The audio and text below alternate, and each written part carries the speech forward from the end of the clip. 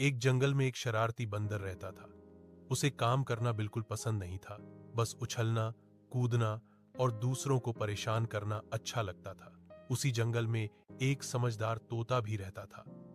वह रोज पढ़ता, सीखता और सबको अच्छी बातें सिखाता। एक दिन बंदर बोला, अरे तोते, इतना पढ़कर क्या मिलेगा? आओ मस्ती करते हैं।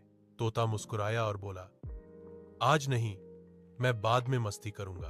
अगले दिन जंगल में ऐलान हुआ, जो जानवर सबसे सुंदर घर बनाएगा उसे ढेर सारे केले मिलेंगे। बंदर खुश होकर बोला, केले तो मेरे ही होंगे। लेकिन उसने आलस किया और कुछ भी नहीं बनाया। तोते ने मेहनत से लकड़ी और पत्तों का छोटा सा प्यारा घर बना लिया। शाम को राजा शेर आए। तोते का घर देखकर बोले, वाह, कितना सुंदर और मजबूत घर है। तोते को सारे केले मिल गए। बंदर बोला, तोते, मुझे भी केले चाहिए।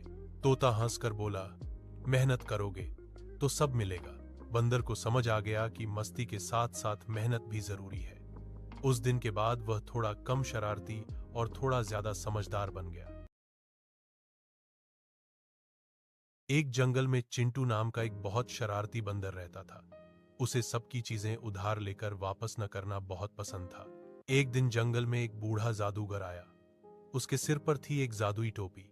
चिंटू ने सोचा, अगर ये टोपी मेरी हो जाए तो मजा आ जाएगा। जैसे ही जादूगर सो गया, चिंटू ने टोपी उठाई और पहन ली। अचानक टोपी बोली, जो बोलोगे वही सच हो जाएगा। चिंटू खुश हो गया और बोला, मेरे सामने ढेर सारे केले आ जाए।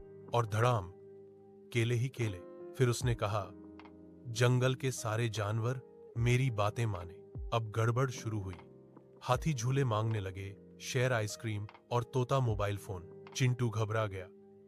अरे बाप रे, ये तो मुश्किल हो गया। तभी जादूगर आ गया। चिंटू शर्मिंदा होकर बोला, मुझसे गलती हो गई, मैंने चीज चुराई। जादूगर मुस्कुराया और बोला, गलती मान लेना ही सबसे बड़ा जादू है। चिंटू ने टोपी लौटा दी। टोपी गायब हो गई और साथ ही सारी गड़बड़ भी। उस दिन से चिंटू ने सीख लिया, बिना मांगे कुछ नहीं लेना चाहिए और सच बोलना सबसे अच्छी आदत है।